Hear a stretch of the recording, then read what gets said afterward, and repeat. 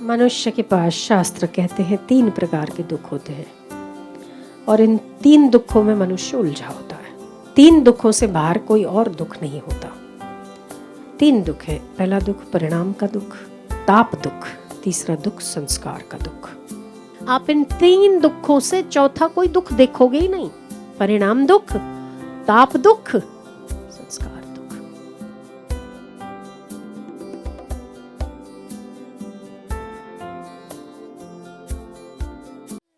मनुष्य के पास शास्त्र कहते हैं 3 प्रकार के दुख होते हैं और इन 3 दुखों में मनुष्य उलझा होता है। 3 दुखों से बाहर कोई और दुख नहीं होता। 3 दुख है। पहला दुख परिणाम का दुख, परिणाम दुख, दूसरा दुख ताप दुख, तीसरा दुख संस्कार का दुख। परिणाम दुख ये होता है कि जब हम जिस किसी वस्तु को भली समझते हैं, जिस किसी वस्तु को हम अच्छी समझते हैं, जिस किसी संबंध को हम बहुत सुंदर समझते हैं, परिणाम में कुछ वर्षों के बाद वो दुखदायी लगने लगता है। जिन विकारों को या जिन विषयों को हम अच्छा समझ के भोगते हैं, वही भोग परिणाम में दुखदायी होते हैं। ठीक है, ये आप सबका अनुभव होगा। अगर है तो हाथों सभी का। परिणाम दुख। मजे की बात है कि व्यक्ति किसी न किसी अभाव में जीता है। आप भी जीते हैं। जिस किसी अभाव में आप जीते हैं, उस समय उस दुख के चलते आप कोई नया संबंध बना लेते हैं। व्यक्ति जब अभाव में होता है ना, उसे लगता है ये चीज मेरे पास नहीं है। उस व्यक्ति, वस्तु, पदार्थ, मित्र, पुत्र, नाता ऐसा जोड़ लेता है किसी न किसी के साथ जो उसकी डेफिशिएंसी को फुलफिल कर ले। ठीक है, कमी को पूरी कर ले। एक नया संबंध बन जाता है। अभाव से ही संबंध की शुरुआत होती है। ठीक, मेरी बात से सहमत हो? अभाव से ही एक नए संबंध की शुरुआत होती है। ठीक, उस नए संबंध की शुरुआत में बड़ा सुख, पर उसके अंत में मध्य में बड़ा दुख होता है। परिणाम दुख। अभाव से संबंध की शुरुआत तो होती है, पर उसे निभाते निभाते निभाते निभाते व्यक्ति के हाथ में कुछ नहीं रहता और अंततः मिलता है दुख। भोगों से संबंध हम बनाते हैं। भोग हमको अच्छे लगते हैं, हमें लगते अच्छे हैं, पर भोगने के बाद एक ग्लानि जरूर होती है। परिणाम दुख। पहला परिणाम दुख। दूसरा है ताप दुख। उसके पास इतनी गाड़ियां हैं, मेरे पास नहीं। उसके पास इतना अच्छा बंगला है, मेरे पास नहीं। वो इतना ऊपर है, मेरे पास नहीं। उसके पास इतना आराम और ऐश्वर्य है, मेरे पास नहीं। तो अब मुझे भी करना चाहिए। जब आप उन सभी चीजों तक पहुंच जाते हैं, फिर आप अपने से और श्रेष्ठ को देखते हैं। इसके पास इतने करोड़, मेरे पास नहीं। इसके पास इतनी अच्छी बीवी, मेरे पास नहीं। इसके पास इतने। ये ताप दुख है। ये बार बार बार बार बार बार मनुष्य को बेचैन करता है। कभी भी ये शांति नहीं होने देता। इंसान कहीं भी किसी भी हद तक चला जाए और कहीं भी पहुंच जाए, ताप। तीसरा है संस्कार दुख।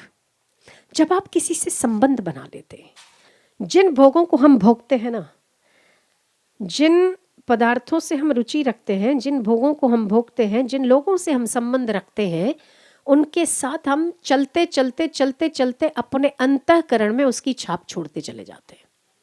ठीक है, आप थोड़ी सी भी शांति से जब बैठो तो आपको उसका चेहरा, उस व्यक्ति की बातचीत, उस व्यक्ति से चला हुआ आपका कर्म, आपकी क्रिया याद रहेगा, अच्छा या बुरा, दोनों। राग या द्वेष से चला हुआ व्यक्ति हमेशा शांति लेने ही नहीं देता। ये आपके भीतर पड़े हुए संस्कारों का दुख है। अगर आपने बहुत बुरा चला किसी से, तो आपको अंत समय में मृत्यु होने ही नहीं देगा। अगर किसी के प्रति अति राग है, तो आप शांति से बैठोगे ना, माला लेने बैठोगे, तो उस आदमी की बार बार याद आएगी बार बार याद आएगी। जिनके साथ बहुत अच्छा चले हो और आज उसके साथ बहुत संबंध खराब हो गया, पर फिर भी देखना कैसा कर लिया मेरे साथ, बहुत धोखा दे दिया मुझे। संस्कार दुख, ठीक है।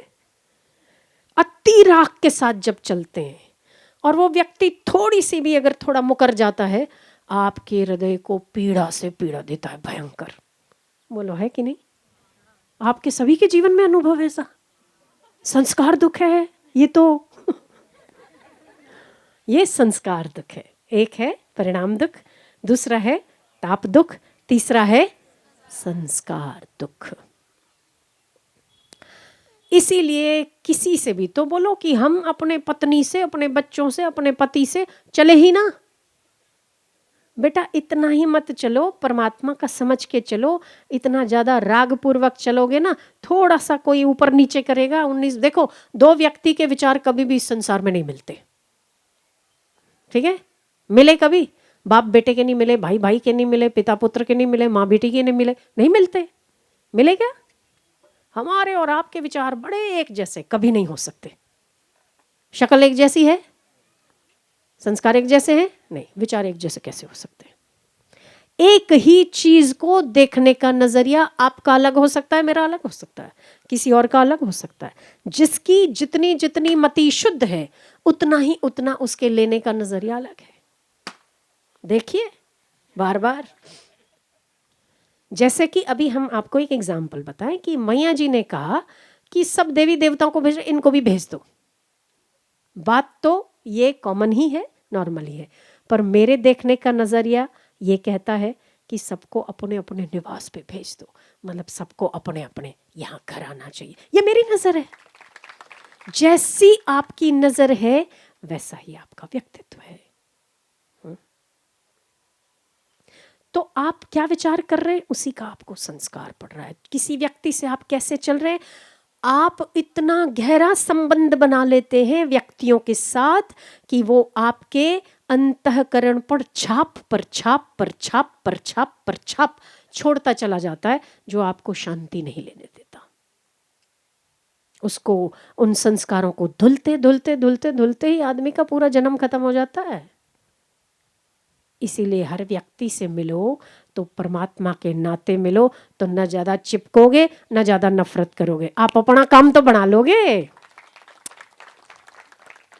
ऐसा मेरी नजर कहती है। आपकी नजर कुछ और कह सकती है, मेरी नजर कहती है, और मेरी नजर शायद आपको पसंद आएगी,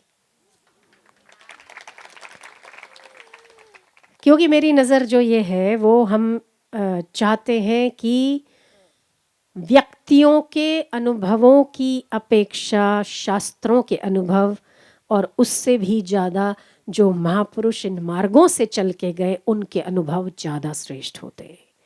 तो वो जो कहते हैं उनके अनुसार आचरण करने से हम सुखी रहते हैं। अभी हम बार बार दुखी होते हैं, बेचैन होते, परेशान होते। आप इन 3 दुखों से चौथा कोई दुख देखोगे ही नहीं। परिणाम दुख, ताप दुख, संस्कार दुख। और उसका भी गुणों में विरोध होता है। जैसे एक संसारी इंसान हो और उसे भोगने को मिल जाए, वो पूरी तरह उसका आनंद लेगा, पर इसकी जगह पर होगा अगर साधक, तो उसे दूसरा विचार आएगा। क्या आएगा? ऐसा कोई दुख रोग भोग नहीं जिसके पीछे दुख रोग न हो, भोगी बन सब पछताते हैं, क्या जाने। ना ना ना, सत्संग मना करता है। सत्संग कहता है ज़्यादा गला डूब, भोग मत भोगो, तो बाबा दूर रहो। अपने ही अपने विचारों में विरोध पैदा होता है। आपको भी होता होगा, होता है ना? सत्संग ही हो इसीलिए होता है। तो बोलो तो इसका मतलब सत्संग ही नहीं होना चाहिए और लोग ज़्यादा खुश हैं, एकदम बिंदास जीते। यहाँ तो खाओ तो दुख है, ज़्यादा मत खाओ, गर्मियों में ये मत खाओ, सर्दियों में वो मत करो, हाँ, बारिश में ये अवॉइड करो और ये करो, क्या ना करो। हम सब लोग उसी में उलझे रहते। क्या करें? द्वादशी को नोम को बैंगन मत खाओ, एकादशी को खाना मत खाओ, दशमी को लौकी मत खाओ, नौवीं को लौकी मत खाओ। क्या करें? ये मत करो वो मत करो, तो ज्यादा जानकारी में दुख है। जानकारी नहीं है, वो लोग बैंगन भी खा रहे हैं तो एकादशी को अनाज भी खा रहे हैं तो सब खा रहे हैं। हाँ, आप वहां भी सेट नहीं होने वाले हो। करके देख लो। आप वहां भी सेट नहीं होने वाले हो, करके देख लो। क्योंकि बेटे आप बने ही इसके लिए हो, आप बने ही ईश्वर के लिए हो।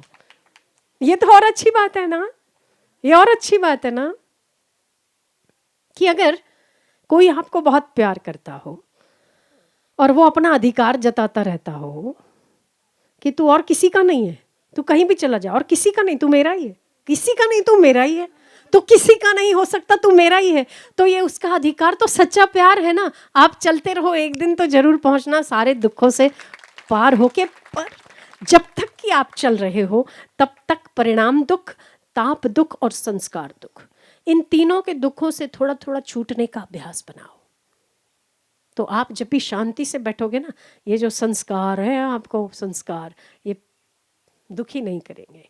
परिणाम दुख भोग भोगने से पहले 100 बार विचार करके देखो। अगर तो आपने अपने शरीर को क्रिया करने के लिए अलाउ कर दिया, उसके बाद नियंत्रण करना मुश्किल हो जाता है और आपके अंतःकरण पर संस्कार पे संस्कार जमते चले जाते हैं। और कभी आपका मन है, कभी आपका मन नहीं, वो व्यक्ति आप पर आधिपत्य जमाता चला जाता है। ये बहुत सहज, बहुत स्वाभाविक है। जो आप, जिससे आपने कभी सुख लेने की कोशिश की है, वह व्यक्ति, वस्तु, पदार्थ आप पर अधिकार जमाता है। पदार्थों तो जड़ है, अधिकार नहीं जमाता, पर वो आपके चिंतन में घुस के अधिकार जमाता है। कहीं से भी एक बार भी गलती से भी आपने सुख लेने की कोशिश की हो, उसकी कीमत आपको किसी ना किसी रूप में चुकानी पड़ेगी। आज चुकानी पड़े, 1 साल बाद चुकानी पड़े, 2 साल बाद चुकानी पड़े, चुकानी जरूर पड़ती है, ये ध्यान रहे। मेरी बात से सहमत हो तो हाथ ऊपर करो। पड़ती ही है। इसीलिए सावधानी पूर्वक विवेकशील व्यक्ति, आध्यात्मिक व्यक्ति काम और क्रोध उत्पन्न होने के पहले अपने शरीर को क्रिया करने के लिए अलाउ नहीं करता। विचार आना गलत नहीं है, मन है तो विचार आता है, विचार आना गलत नहीं है, पर विचारों के अधीन अपने शरीर को छोड़ देना, ये परिणाम दुख, ताप दुख और संस्कार दुख झेलने के लिए आप तैयार करते हैं अपने आप को। तो परिणाम दुख है, भोगों को भोगने के बाद उसका परिणाम दुख होता है, ग्लानि होती है, बेचैनी होती है, उद्विग्नता होती है। उसके पहले सोच लो।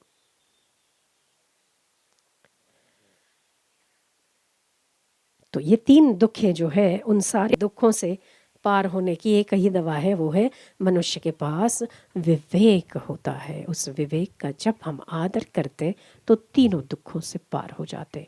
और हम ऐसे इसीलिए ही इस द्वार पर बार बार आते हैं, बार बार हम आके बैठते धूप में, प्यास में, भूख में, ताकि हमें कोई बात ऐसी लग जाए। आप यहाँ तीनों दुखों से छूटे हुए हैं, परिणाम में ये दुखदाई नहीं है, है क्या? आप घर जाओगे तो इसको याद करोगे, जब भी याद करोगे तब आपको सुख होगा। आज के दर्शन याद करोगे, आनंद आएगा। तो परिणाम दुख नहीं है इसमें ताप भी नहीं है। और अगर इसमें ताप दुख हो ना, फलाने आदमी के पास 4 गाड़ी, मेरे पास क्यों नहीं? अगर आप ये सोच लो कि मैया ऐसे और हम क्यों नहीं, बापू जी ऐसे, तो मजा ही आ जाए। हाँ, तो अच्छा भला ही होगा। ये ऐसे तो हम ऐसे क्यों नहीं? तो आप देखो कैसे, पर ऐसा होता नहीं ना, केवल गाड़ी घोड़े के लिए ही होता है, संतों महापुरुषों के लिए नहीं होता है। क्योंकि हमारा मन है ना, नीचे को ज्यादा देखता है, ऊंचे को कम देखता है। जो त्याग तपस्यामयी जीवन है, उसको हम बहुत कम अनुकरण कर पाते हैं। बस वही बात है कि कृष्ण ने, मुझे नहीं, उसने आरजे ने पूछा था कि कृष्ण ने 16,108 के साथ फ्लर्ट किया और हम 4 के साथ करते हैं तो हमारी पिटाई हो जाती है। तो मैंने तो बोले नहीं करना चाहिए, वो करे तो भगवान है और हम करें तो कैरेक्टर खराब है, ऐसा क्यों होता है, हमें नहीं करना चाहिए। मैंने कहा नहीं, बिल्कुल करना चाहिए। बोले आप ऐसे पहले व्यक्ति हैं जिन्होंने कहा कि जितनों के भी साथ फ्लर्ट करना चाहिए। मैंने कहा मेरे बात पूरी नहीं हुई अभी तक, अधूरी है, करना चाहिए, पर पहले आखिरी उंगली पर गोवर्धन उठा लेना चाहिए, फिर करना चाहिए। कर सकते हो? नहीं कर सकते। हम जिस चीज़ को फॉलो कर सकते हैं, जो हमारी कमजोरी है, वो हम भगवान और संतों का नाम लेकर कर लेते हैं। जो हम नहीं कर सकते तो बोलते हम वो तो भगवान थे ना, तो भैया फ्लर्ट भी 16,108 को भगवान ही कर सकता, तुम नहीं कर सकते, चुप करके बैठे रहो। अपन जो कर सकते वो मैनेज दो ही नहीं हो जाते, मैनेज दो नहीं हो पाते, माँ और खुद की बहू नहीं हो पाती घर में। माँ की पक्ष लो तो बहू बोलती क्यों मैं अपना घर छोड़ के तेरी माँ के लिए आई थी, सारा दिन देखो तो माँ के पल्लू में बंधा रहता है। और अगर बीवी का पक्ष लो तो माँ बोलती बस 22 साल का 22 दिन में ले गई।